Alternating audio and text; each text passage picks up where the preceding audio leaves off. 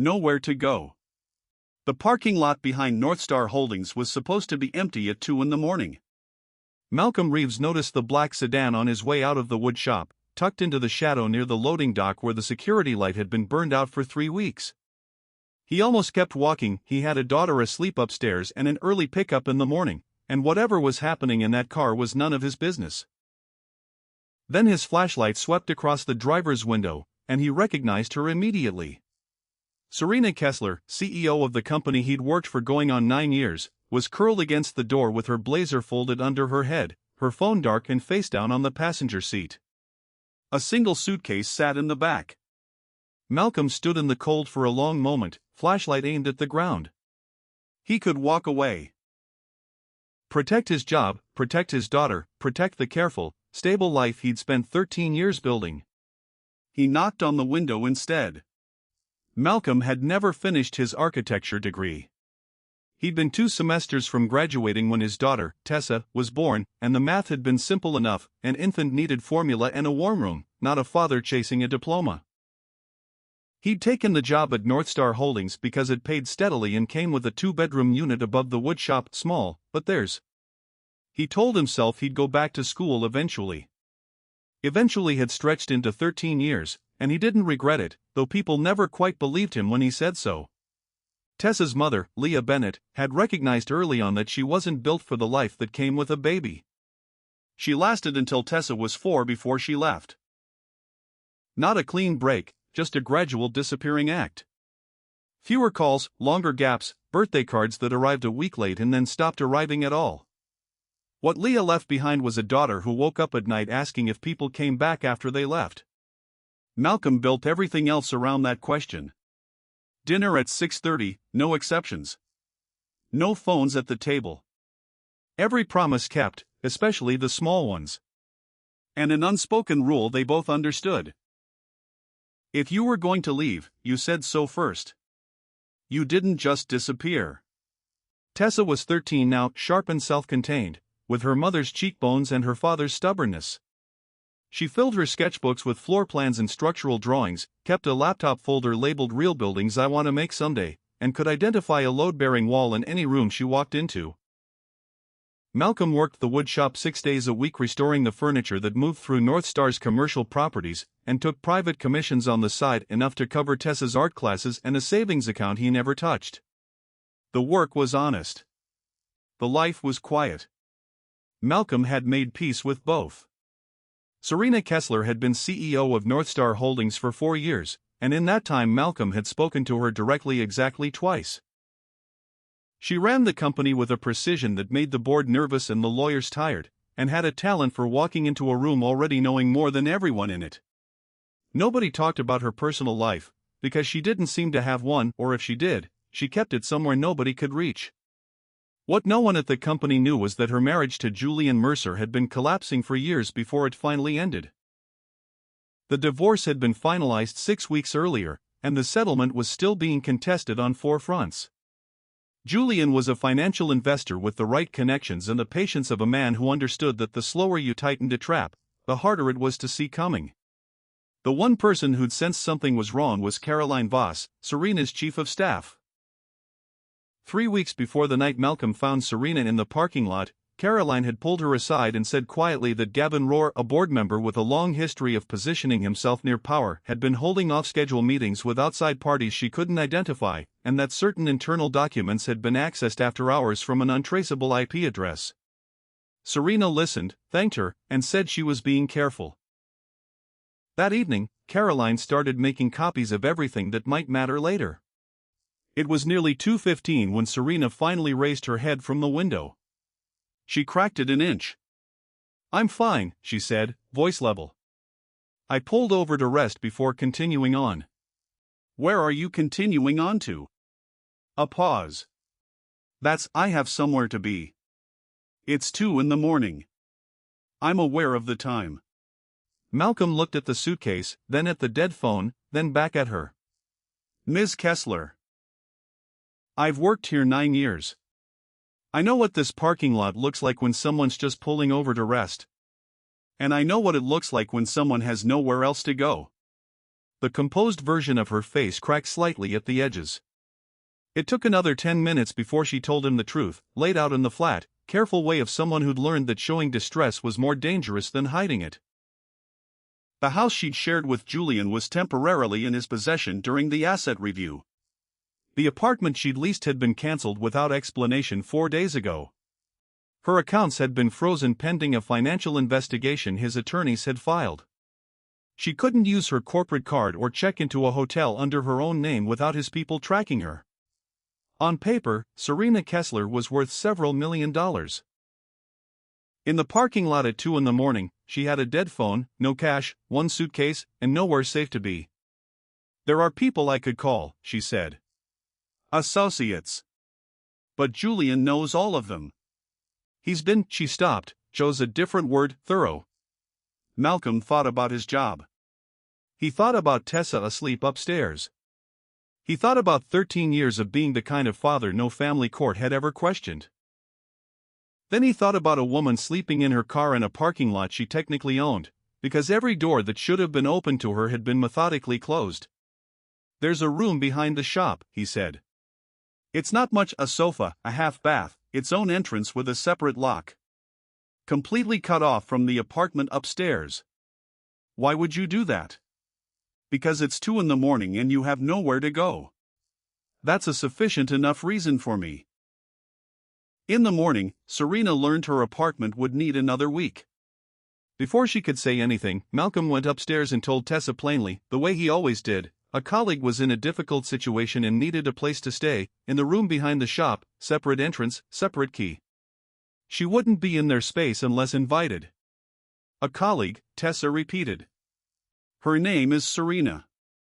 Tessa studied him with the quiet assessment of a child who'd learned to read adults carefully. "Is she safe?" "Yes." "Are we safe?" "Yes." "Okay," Tessa said, and went back to her sketchbook. Serena found Malcolm in the shop that evening and offered him a number that would have covered 6 months of his private commissions. He didn't look up from the wood he was sanding. "I don't want your money. Everyone wants money. Not for this." He set the wood down. "If you're going to stay here, there are 3 things I need from you. First, in this building, after hours, you're not the CEO. You don't pull rank to make your situation more comfortable. Whatever you need, you ask me and I'll tell you if I can help. Second, my daughter doesn't get pulled into whatever's happening between you and your ex-husband. She doesn't carry any part of this. Third," he picked the sandpaper back up, "if things get more dangerous, you tell me. You don't make a decision by yourself and disappear because you think it's easier. You tell me first." Serena looked at him for a long moment. "Those are reasonable conditions," she said finally. "They're not negotiable." "I know." Something shifted in her expression that she didn't bother to hide. "I accept them." Malcolm knew, with the same clear-eyed certainty he applied to most things, that this decision could cost him the job he'd held for 9 years. But he'd spent 13 years teaching Tessa that when you had the ability to help someone and chose not to, the reason was usually fear dressed up as practicality. He wasn't willing to prove himself a liar now. Serena ran Northstar Holdings from a folding table Malcolm had pulled from a storage closet. By the second morning she'd stopped noticing the indignity of it and simply sat down and worked. Board calls before 7, attorneys through the afternoon, speaking in the clipped cadences of someone who gave nothing away. Malcolm moved through the shop 20 feet away, listening without meaning to as she navigated crises that would have unraveled most people. The evenings were different. The first time she ate dinner with them, Malcolm simply set another plate without making it a decision. Serena reached for her phone twice before catching herself, saw Malcolm glance at the counter where phones went before meals, and put it face down without being asked. Tessa watched the exchange and said nothing. She was old enough to know the difference between a rule being followed and a rule being understood. Serena didn't know what to do with the decade-old coffee maker, and on the second morning Tessa, barefoot, half asleep, talked her through the drawer, the filter, the water, the angle. "You have to stop treating it like a negotiation," Tessa said. "Everything is a negotiation." "That sounds exhausting." Serena looked at her, really looked at her, for the first time. It is. It genuinely is. Tessa didn't warm to her easily. Malcolm hadn't expected her to. His daughter had a talent for identifying which adults were temporary, and Serena registered as a person who might disappear. The shift happened 2 weeks in, on a Thursday, when Tessa had spread a structural model across the kitchen table for a school competition, its roofline collapsing at the same corner no matter how many times she reinforced it. Serena paused behind her on her way for water. The load distribution is wrong. You've put the visual weight on the north corner, but the structural support is centered. They're fighting each other. How do you know about load distribution? I worked with engineers for 8 years before I ran a company. Serena leaned in without touching the model. You've got the concept right. The geometry is off. Shift the central support 6 mm east and redistribute the cantilever weight. It'll hold. Can you just fix it? No. I'll tell you where to put your hands. You make the adjustment. It took 40 minutes. When the roofline held, Tessa ran her hand along the edge with the quiet satisfaction of someone who'd solved something herself. How did you see it so fast? I've watched a lot of things fail, Serena said. You start to recognize the shape of it. That evening Tessa moved her sketchbooks to the kitchen table and worked in silence alongside her. Caroline called Serena on a Tuesday evening with news she clearly wished she didn't have to deliver. Gavin Rohr had requested Serena's full calendar through a board member instead of the standard channel, and had been asking pointed questions about the woodshop's layout, specifically its rear entrance and camera coverage. I don't know what he's building, Caroline said, but I know the shape of it. I've been logging the after-hours file access. Same 2-hour window, 3 nights a week, for the past month. Keep logging. Keep copying. Serena.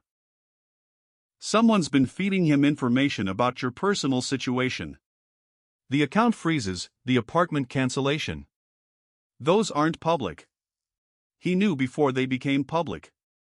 Serena was quiet, listening to the steady rhythm of Malcolm's hand playing through the wall. I know. Then you know this is coordinated. Yes. Then why aren't you moving? Because I don't have enough yet. When I move, I need to be certain. Get me certain, Caroline said. Then, before hanging up. You mentioned the man who helped you. Malcolm Reeves. He's been here 9 years, clean record. If Julian is mapping your situation, he's already mapped the people around you.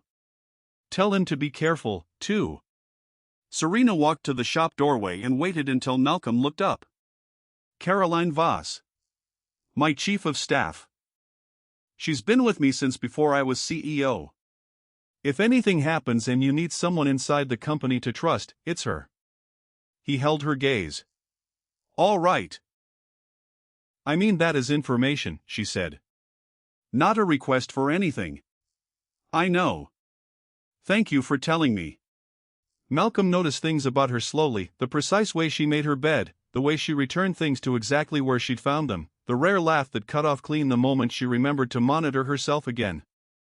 She wasn't cold.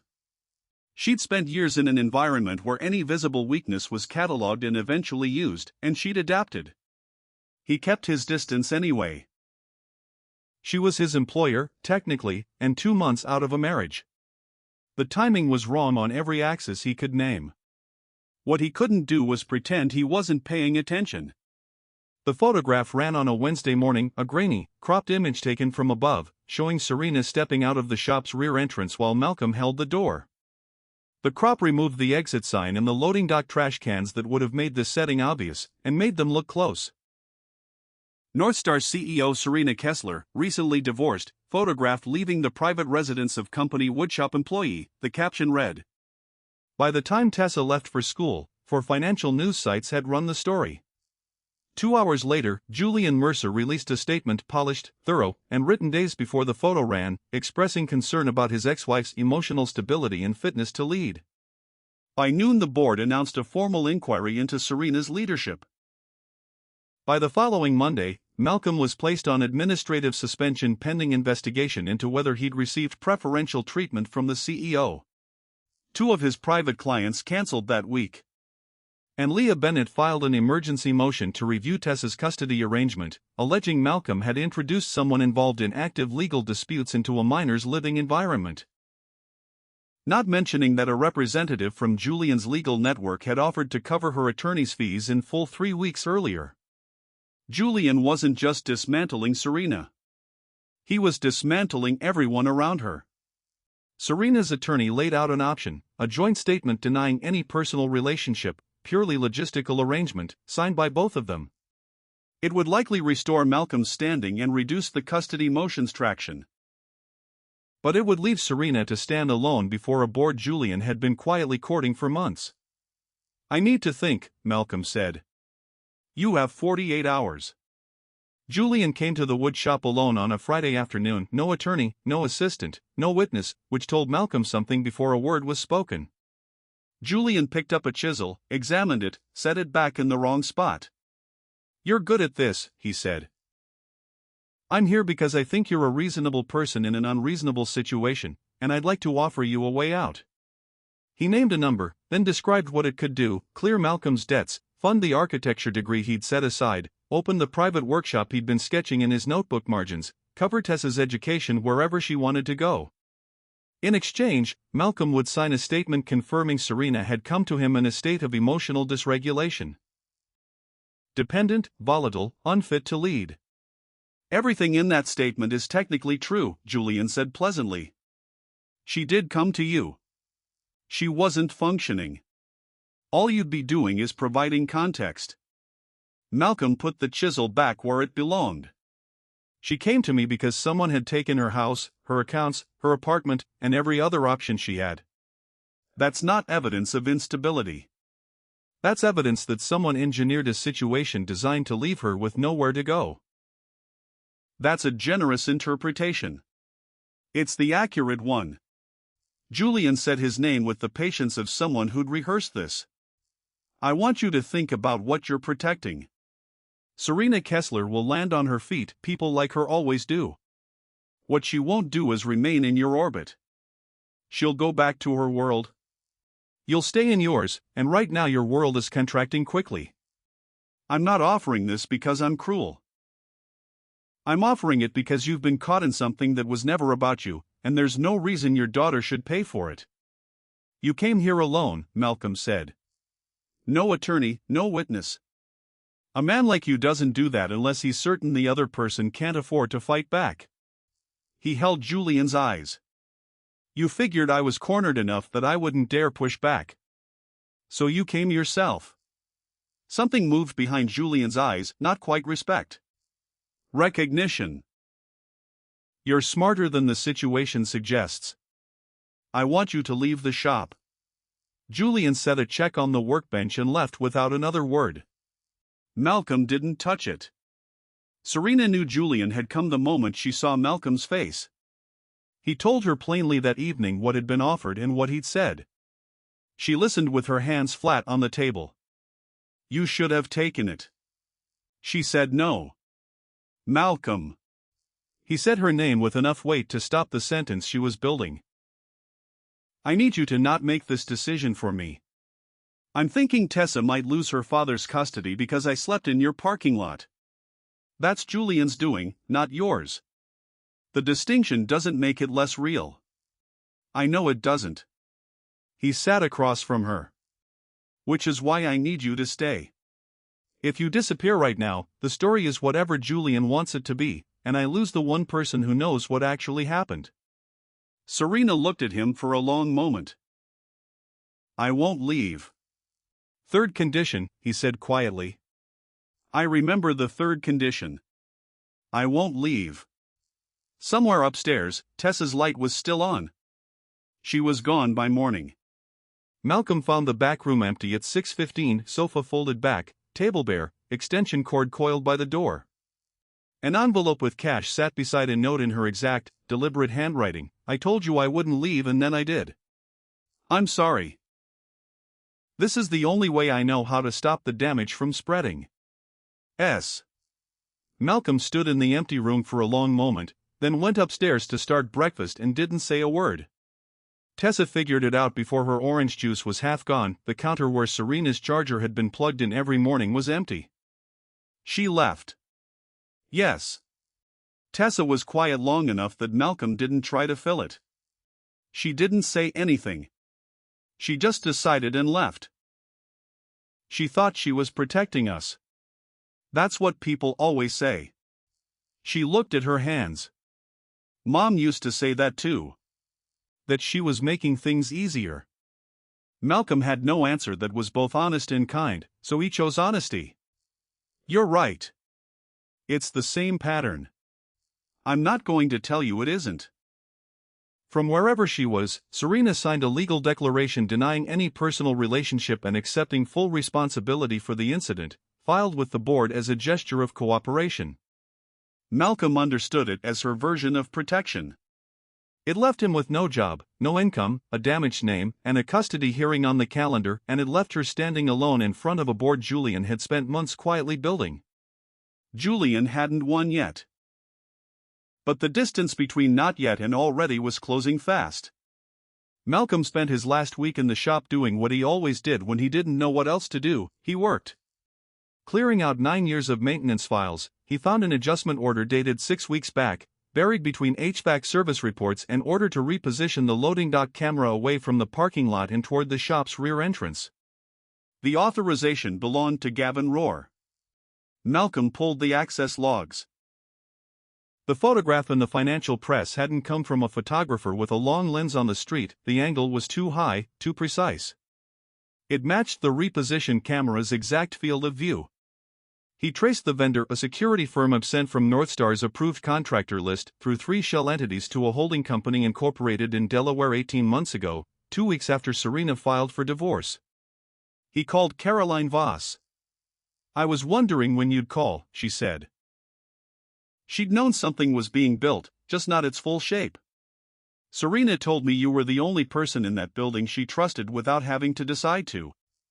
She also told me to be ready in case you ever reached out." She said that 2 days before she disappeared. A pause. "I think she knew she was going to leave before she actually did. I think she was making sure you'd have somewhere to go when it mattered." "I need to know what you have," Malcolm said. She had it all. Vendor invoices for the unlisted security firm cross-referenced with the camera timestamps, 43 emails between Julian and Gavin Rohr spanning 7 months, the earliest sent 2 weeks after the divorce filing, before most of the company even knew the marriage was in trouble, police cancellation documents, countersigned by a contact who appeared in Julian's personal correspondence weeks earlier, bank records showing coordinated pressure on Serena's accounts, timed to the legal freeze, and the shell company payment trail leading straight back to Julian's Delaware entity. "He planned it from the beginning," Malcolm said. "It wasn't a question. He mapped every door," Caroline said. "Her house, her accounts, her apartment, every person she might call. Then he repositioned a camera and waited for her to walk through the one door he'd left open." "I'm going to need everything," Malcolm said. "Physical copies. And I need you willing to stand behind them in front of the board." A long pause. "I've been Serena's chief of staff for 6 years. I watched him reduce her, methodically, for most of them. She never said a word in public because it would have cost her something she wasn't ready to lose yet. I've been ready for this for a while. I'll stand behind it." She paused. "What you're choosing to do doesn't guarantee anything. The board may not act. The custody evaluation proceeds on its own timeline regardless." "I know. Then why?" "Because it's the truth. And I've spent 13 years teaching my daughter that the truth is worth the cost. I'm not going to make a liar out of myself now." Malcolm called Arthur Weston, Northstar's longest-serving board member, 71 years old, no ties to Julian's network, and by Caroline's account the only member who'd voted against the speed of Serena's suspension and been overruled. He laid out what he had in 20 minutes on the phone. Weston listened without interrupting, then called an emergency session for the following Tuesday, and confirmed that Serena, as the named subject of the inquiry, had the right to attend and respond. The board convened 9 days after Serena had left the back room empty. Malcolm arrived in his work clothes. He hadn't owned a suit in years, and didn't see why what he was wearing should change what he had to say. He carried a canvas bag with the maintenance logs, the camera data, the vendor records, and Caroline's full documentation package, and set it on the table without ceremony. 10 people were in the room. 9 were board members. The 10th was Serena, seated at the far end with her attorney, entitled by the board's own charter to hear and respond to the evidence. She looked at Malcolm when he came in. Neither of them said anything. Weston opened the session and asked Malcolm to explain what the board needed to hear. He talked for 22 minutes, the parking lot at 2 in the morning, the flashlight, the black sedan, the suitcase and the dead phone and the sentence she couldn't finish. The back room, the separate entrance, the 3 conditions and why he'd set them. Julian's visit, the check, the statement he'd been asked to sign, and why he believed Julian had come alone. Because he'd calculated that Malcolm had nothing left to fight with. What refusing had cost him. When he finished, Weston looked at him across the table. "Mr. Reeves, you've lost your position, your contracts, and you're facing a custody evaluation. Given all of that, why did you not take what Julian Mercer offered you?" Malcolm looked down at his hands, stained, calloused, entirely familiar. Because she is not what he said she was. She came to that parking lot because every other option had been taken from her. That's not instability. That's what it looks like when someone has been systematically cornered. He looked up. I opened a door because she had nowhere to go. That's all that happened. And I won't sign my name to a document that says otherwise. He opened the canvas bag and laid the documentation out in organized stacks. The camera adjustment order, the repositioning timestamps, the vendor records, the shell company payment trail, the 43 emails, the lease cancellation chain, the account freeze timeline, the Delaware incorporation date. I'm not asking the board to take my word for anything. It's all there. Serena spoke after him, not in the polished cadence of a formal presentation, but like someone who decided to stop managing the impression she made and simply tell the truth. She didn't apologize for needing help, for the parking lot, for what Malcolm had offered her. Those things, she said, had been the only honest transaction in a situation engineered to leave her with no options. She apologized for leaving without a word, for deciding alone that disappearing was protection, for calling it selflessness when it was the same controlling impulse she'd spent years recognizing in Julian. The belief that you could make better decisions for someone else's life than they could make themselves. I told him I wouldn't leave, she said. And then I did. That's the part I'm responsible for. The board met privately for 4 hours. By end of day, Gavin Rohr had been suspended and removed pending investigation. 2 board members whose financial ties to Julian's network appeared in Caroline's documentation resigned before they could be asked. The 3 asset sales were frozen. The unlisted security firm was referred to the authorities. Julian Mercer was served with a civil complaint the following week: financial fraud, unauthorized system access, market manipulation, and interference with legal proceedings. The divorce settlement was reopened under judicial review, and his access to jointly held assets was suspended pending a forensic audit. His arrangement with Leah's attorney was flagged as part of the coordinated pressure campaign and submitted to the custody court. Serena was reinstated as CEO. Malcolm's termination was formally rescinded, with an offer of full back pay. The family court reviewed the custody motion, found the filing had been a tactical instrument rather than a genuine welfare concern, and determined Tessa had never been in a harmful environment. Leah withdrew the motion before the evaluation date. Serena didn't come back to the wood shop right away. She called Malcolm the evening of the board's decision and told him she wasn't going to show up on his doorstep as though nothing had happened, that she understood if he needed time, and that whatever stood between them, Tessa came first, and she meant to honor that regardless. Malcolm said he appreciated it, and that Tessa was the right place to start. She came on a Saturday morning. Malcolm was in the shop. Tessa answered the door and looked at her without speaking. "I told you I wouldn't leave," Serena said. "And then I left. I'm not going to tell you I had a good reason.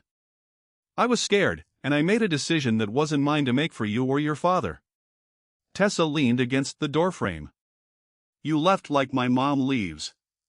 You didn't even leave a note for me. Serena held that without flinching. You're right. I should have. I'm sorry. Tessa was quiet for a long moment. Then she stepped to one side of the doorway, not opening it fully, not closing it, just making room. Serena sat down beside her on the front step. 3 months later, Serena sold the house she'd shared with Julian. She came to Malcolm with a proposal, not a gift, a partnership.